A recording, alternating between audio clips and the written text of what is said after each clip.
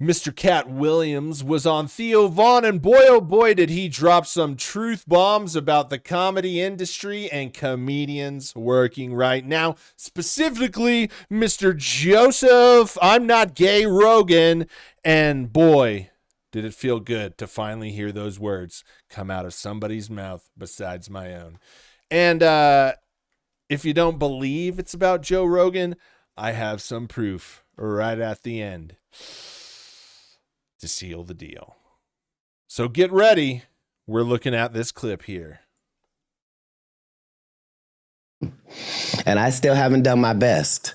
Like, comedically, like, I'm still not my funniest. Like, I'm still not working hard enough. Like, I'm still not, I still haven't made a complete package of myself yet, so. Do you think some comedians start to feel like they have, and that's a trap? Most comedians have, though. Yeah, I'm saying that becomes part of the career, is the fact that a lot of guys that are doing comedy right now were funny from 1995 to 2004. They're still working.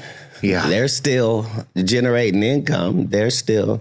But their best comedy is long behind them. They're not that comedian that was thinking something was funny and writing it down and figuring a way to get this to the people. And so, yeah, it happens. Boy, oh boy, haven't been funny since 2004. Now, who do you think he's talking about? Mr. Rogan. For sure, Mr. Rogan. And I know you're thinking, man, that could be anybody. All right. Let's keep watching. What sidetracks comedians? I guess it could be all types of things, huh? What sidetracks them from maybe fulfilling their excellence is difficult, but to be mediocre, it's no pressure. Like, you know what I mean? Oh, yeah. Like, if you don't feel like you have to be the funniest person that this crowd has seen tonight, then you don't. And there's nothing wrong with that. Nobody's gonna jam you up about it. They'll go, oh, you were funny. And for a lot of people, that's enough. This is a big point for me here, because I think Joe Rogan's special is proof of that point right there. It was so bad. It was like, the only way you could put out a special and actually think that stuff is funny is you have to be like scuba diving in delusion, like your own delusion. You're not just swimming in it. You're like, you're down there on some nitrox, like in the deep stuff. You know what I mean? That trimix, that's, you know, when you're cave diving, all that, that's what you're doing. You're cave diving. You're just cave diving in delusion. Because it was so bad. It was so blatantly bad. Everyone knows that it's bad.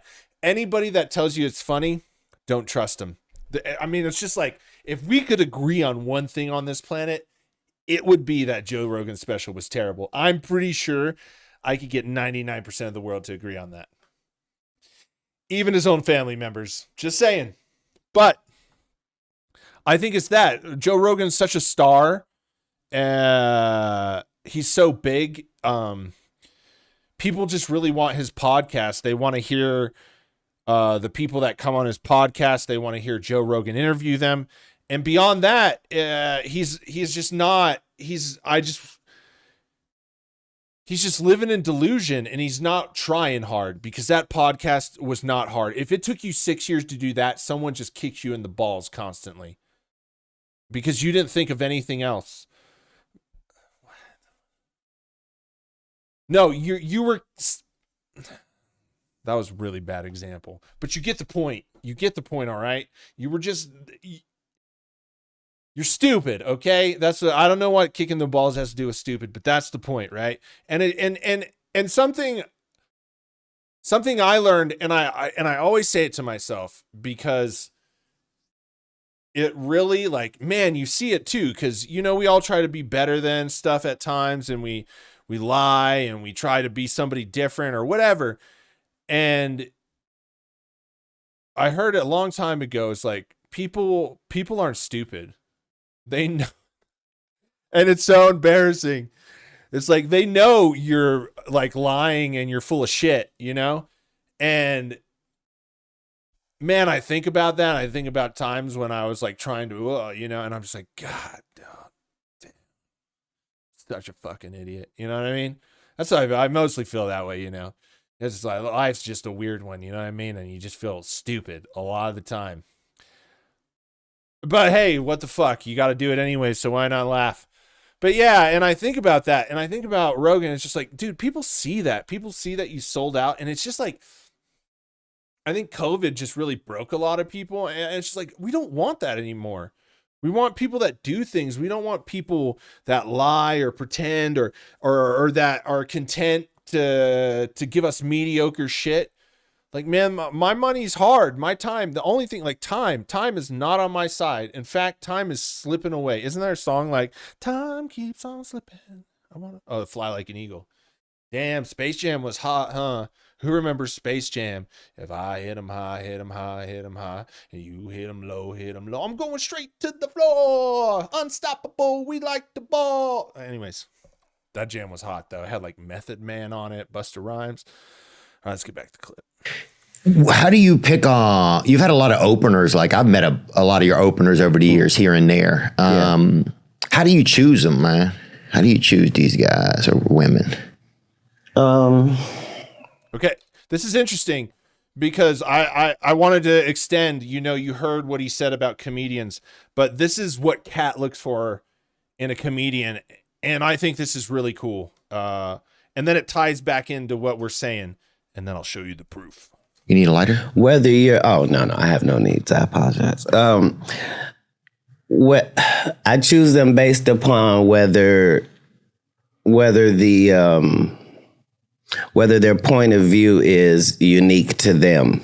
Like, I don't care what a comedian's talking about. That's your business. I don't care what jokes you're making or how your set flows. But are you telling a story about you? Can people see this 8 minutes, 12 minutes you're going to do and know you and have a chance to like you? If you do that, then you can open for me, because my allegiance is to the people out there in those seats. And I want them to see the very best comedians that I can possibly bring, somebody they'll enjoy, whether they're male or female or white or black. Just do they come to work? Yeah. Do they have a show for you? You see? Yeah. It's pretty good, right? I think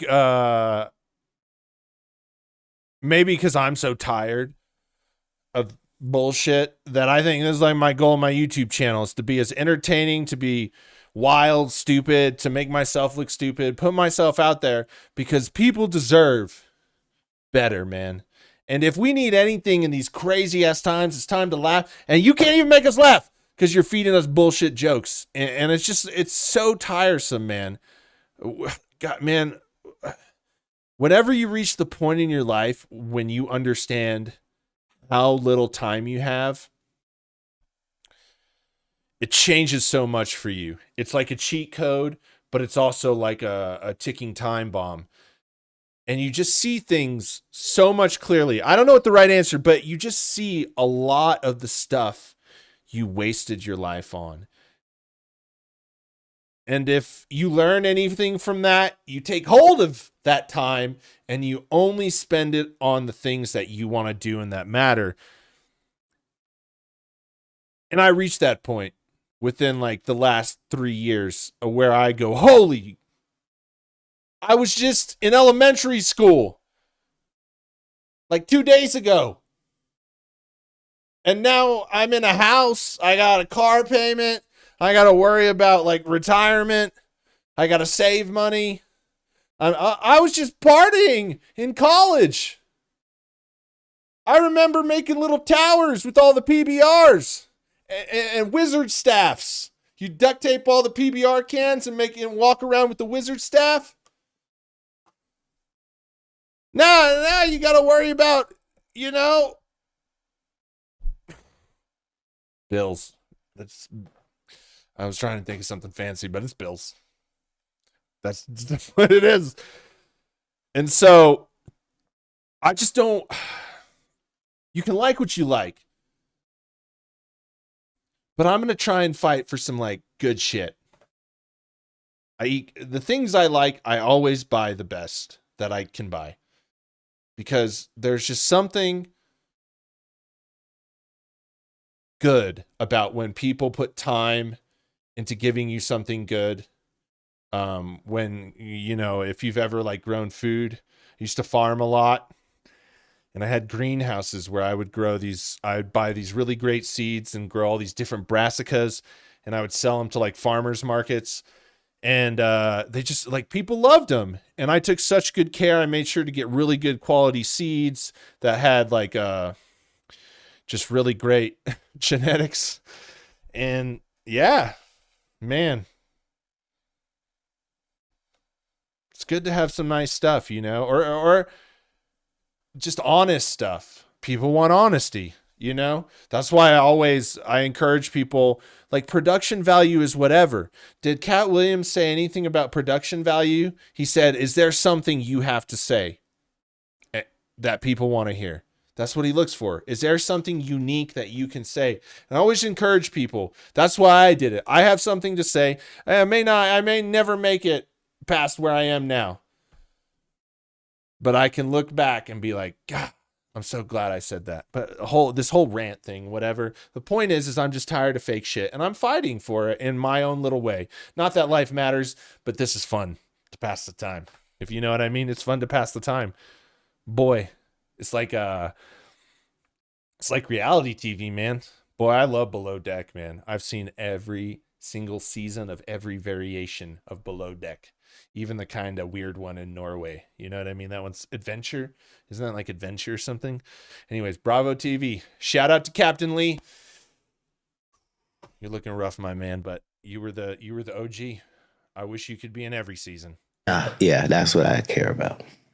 Yeah, I think when I was getting into comedy in the beginning, I wanted people to know me, right? Like I like the jokes, and I want them to laugh and feel good and see different ways that maybe I think and stuff, but I wanted to sell myself. That's what I always thought, I think. Yeah. When I first started, I didn't think I don't want you to remember one joke. I want you to remember me, right? Like I felt like this desperate. That's a star though. See, you knew that you would be a star. That's different than a performer. A performer is based upon the act. What I'm saying is magicians ain't shit unless they doing magic. Yeah. Right? If I see them bitches, yeah, I feel. Right. Bro, right. On. Yeah. But a true comedian is above the comedy material. The jokes are secondary. We like this guy. Yeah. And we want to hear what this guy has chosen to say to us about the topics of his choosing. That's who you are. Right? Isn't that like maybe this is just my type of comedy, but I feel like that way when Dave Chappelle put something out, I was like, dude, I could just listen to this guy talk. Like, he's going to hit me with a joke or two, but like the way he delivers, I feel the same way. I think, God damn. Name like Josh Thompson or something. He's gonna be that. I still like listen to him, but he's gonna be so much better longer. You feel that way about George Carlin. Like, wow, you listen to him, Richard Pryor. I feel there's a lot of people like Bernie Mac. I used to love listening to Bernie Mac talk. Yeah, just all his story. Like you see him on interviews. Oh, goddamn boy. Bernie Mac, what you doing over there, boy? Oh man, that was so long ago. 2008. He's been gone since 2008. Isn't that crazy? Dang. Remember him in Ocean's 11?